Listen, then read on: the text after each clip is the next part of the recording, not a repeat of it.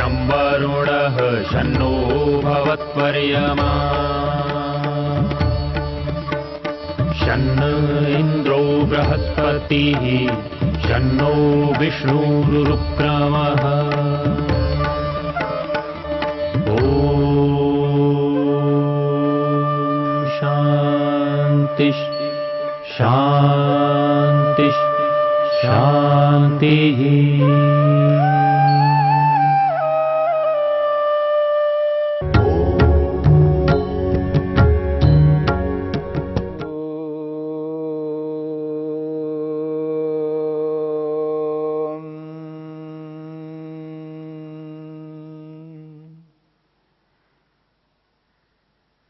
साधन पाद के चौथे सूत्र को लेकर के विचार चल रहा है। अविद्या क्षेत्रम उत्तरेषाम प्रसुप्त तनो विच्छिन्नोदाराणाम।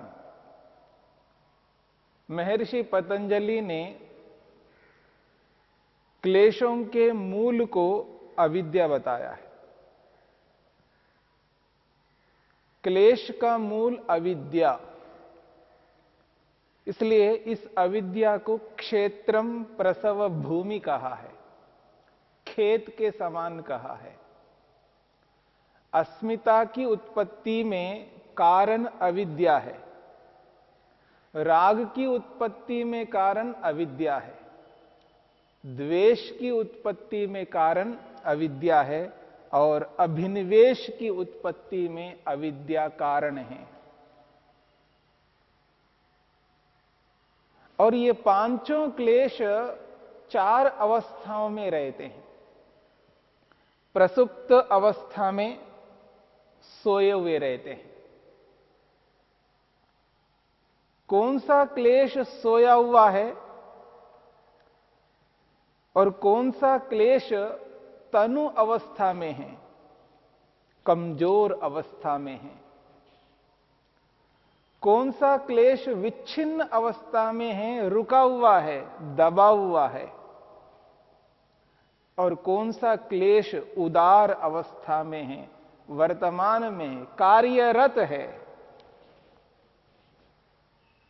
अविद्या, अस्मिता, राग, द्वेष और अभिनिवेश, ये पांचों क्लेश किसी अवस्था में सारे के सारे सोए हुए होते हैं। किसी अवस्था में ये सारे के सारे तनु अवस्था में भी रह सकते हैं, यानी कमजोर अवस्था में रह सकते हैं। और इन पांचों में से एक क्लेश यदि उदार अवस्था में है, वर्तमान है, तो बाकी चारों क्लेश विच्छिन्न अवस्था में दबे हुए, रुके हुए रहेंगे।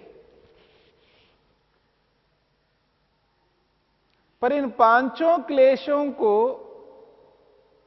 कमजोर करना है, हीन वीर्य करना है।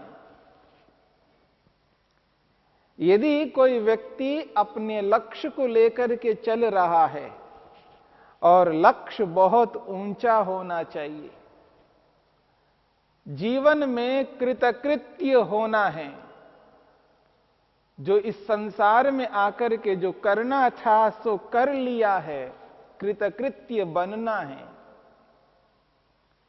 मोक्ष को प्राप्त करना है, जीते जी ईश्वरीय आनंद को प्राप्त करना है और मुक्त होकर के मुक्ति में ईश्वरीय आनंद का अनुभव करना है। मनुष्य शरीर को प्राप्त होकर के समाधि लगानी है, आत्मा परमात्मा का साक्षात्कार करना है। यदि यह उद्देश्य है, इस ऊंचे उद्देश्य को प्राप्त करने के लिए इन पांचों क्लेशों को नष्ट करना है, समाप्त करना है। जैसे चने को भून लिया जाता है, भुना हुआ चना यदि उस भुने हुए चने को जमीन में डाल दिया जाए, खाद पानी डाल दिया जाए, अंकुरित नहीं होंगे। भुने हुए चने को अपने पास में रख लिया जाए, सुरक्षित रख लिया जाए, पर कितना ही उनको सुरक्षित कर लिया जाए, पर वो कभी अंकुरित नहीं हो सकते। ठीक इसी प्रकार से इन पांचों क्लेशों को नष्ट करना है, जले हुए भुने हुए चने के समान बनाना है, तत्व ज्ञान से, प्रसंख्यान रूपी अग्नि से,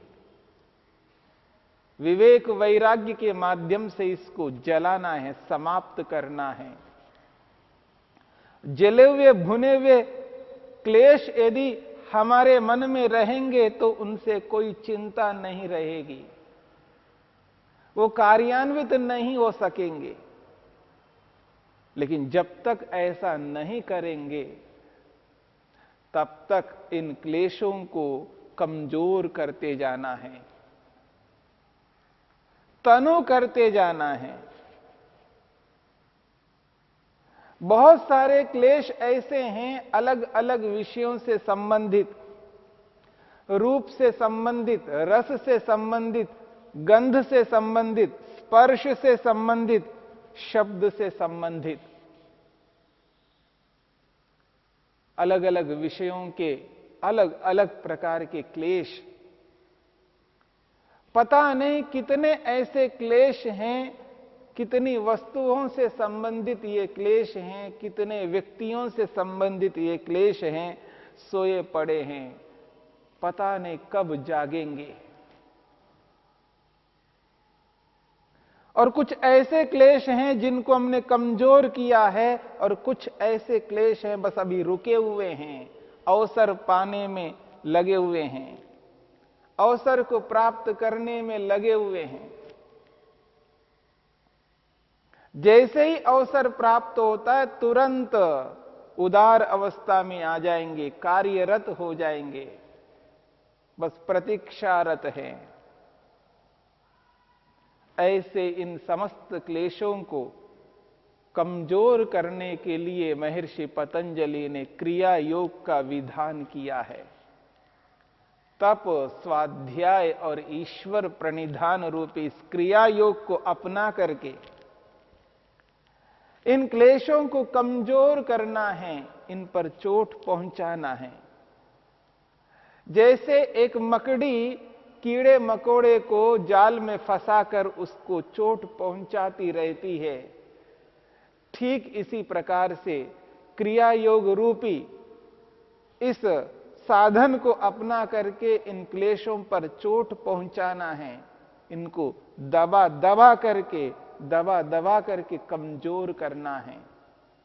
ये जो तप है, ये जो स्वाध्याय है, ये ईश्वर प्रणिधान है, ये ऐसे शस्त्र हैं जिनके माध्यम से ये क्लेश कमजोर होते हैं। ये जो उदार अवस्था है, कार्यरत रहना, क्लेश कार्यरत हैं। व्यक्ति या तो राग से युक्त हो रहा होता है या द्वेष से युक्त हो रहा होता है, या अविद्या से युक्त है, या अस्मिता से युक्त है, या अभिनिवेश से युक्त है, किसी न किसी एक क्लेश से युक्त रहता है। ऐसा नहीं हो सकता। व्यक्ति जागृत है, जागृत अवस्था में है और क्लेश से युक्त ना हो, यह नहीं हो सकता। किसी न किसी एक क्लेश से युक्त रहता है। इन पांचों में से कोई न कोई एक क्लेश कार्यशील है। इस स्थिति को अनुभव करते हुए व्यक्ति को तप करना है, ये एहसास करना, ये अनुभव करना है, मुझ में वर्तमान में कौन सा ऐसा क्लेश है जिस क्लेश को मुझे कमजोर करना है। और व्यक्ति अलग अलग वस्तुओं, अलग अलग व्यक्तियों से संबंधित अलग अलग प्रकार के इन क्लेशों को पकड़ता रहता है। ये जो स्वाध्याय है, इस स्वाध्याय के माध्यम से व्यक्ति को पता लगने लगता है मुझ में किस वस्तु में, किस व्यक्ति में राग है, द्वेष है। किसी वस्तु से मुझे द्वेष है, किसी वस्तु के साथ राग है। किस किस वस्तु से मुझे अभिनिवेश है, किस किस व्यक्ति से अभिनिवेश है, डर है, भय है। किस किस वस्तु को अपने से अलग नहीं मानता, अस्मिता नामक क्लेश। ऐसे अलग अलग स्थितियों में अलग अलग क्लेशों से जब युक्त होता है व्यक्ति, और वो जो स्वाध्याय है वो स्वाध्याय व्यक्ति को जनाने लगता है, देख ये क्लेश आपके अंदर है। क्योंकि विद्या सदा अज्ञान को, अविद्या को दूर करने वाली होती है।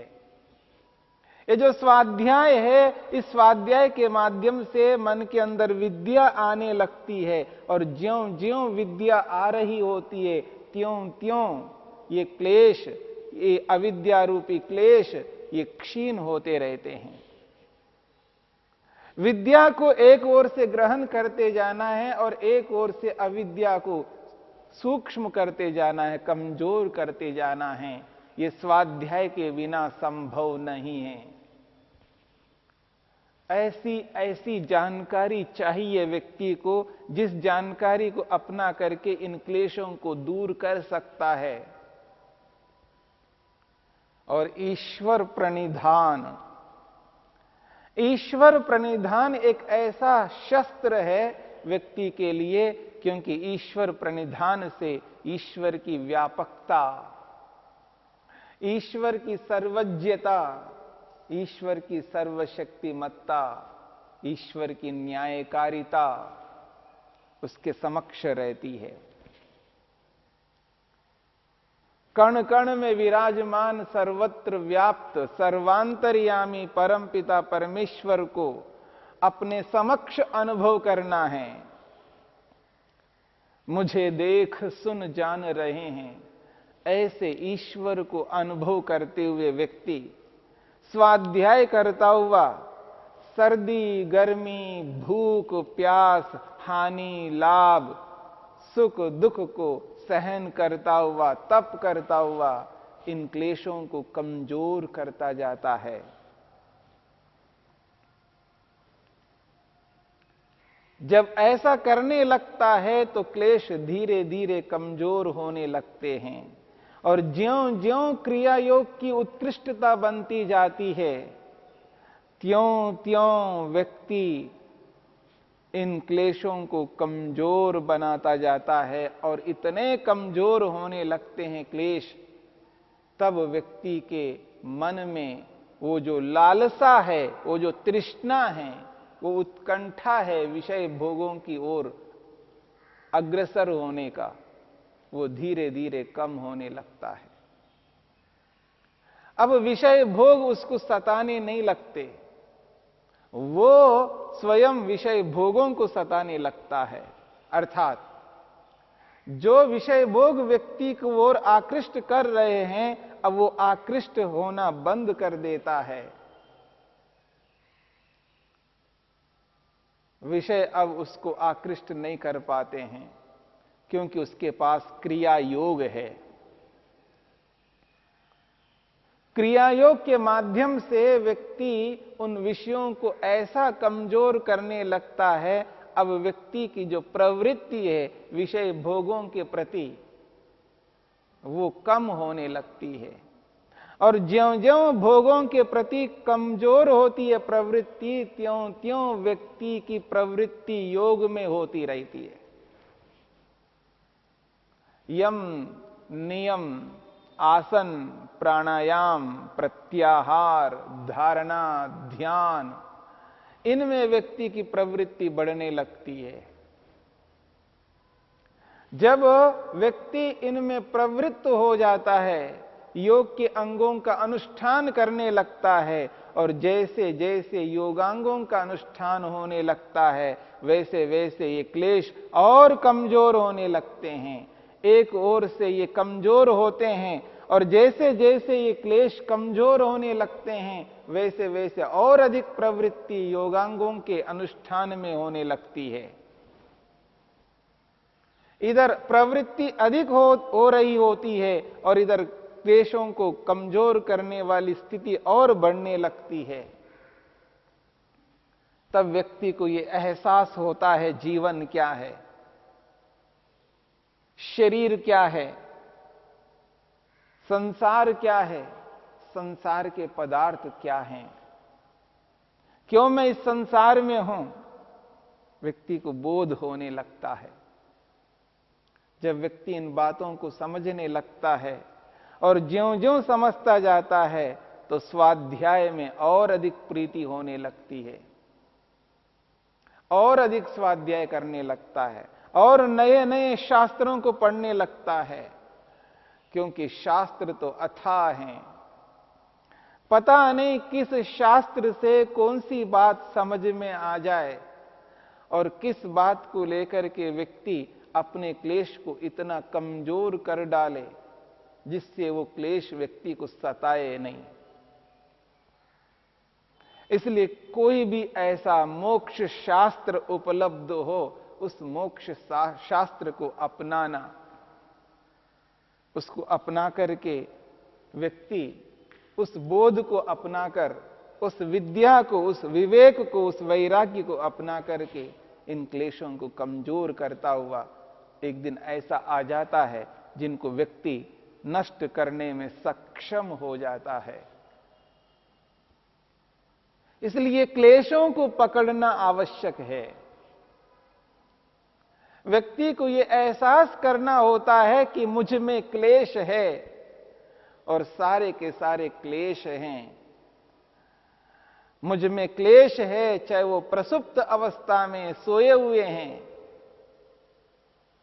उनको समझना है।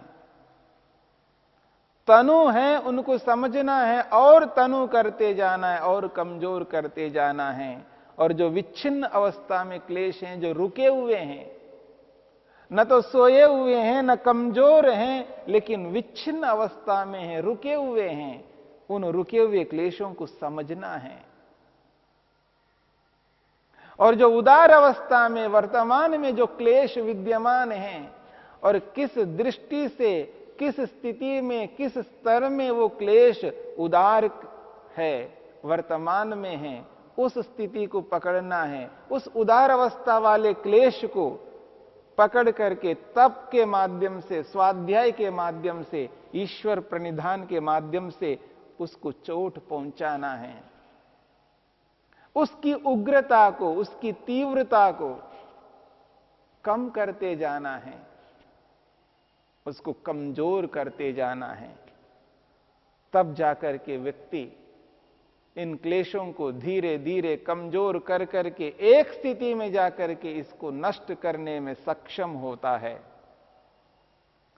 और ये लंबे अभ्यास से, निरंतर अभ्यास से और ज्ञानपूर्वक अभ्यास से, श्रद्धापूर्वक अभ्यास से इनको कमजोर करके नष्ट किया जा सकता है।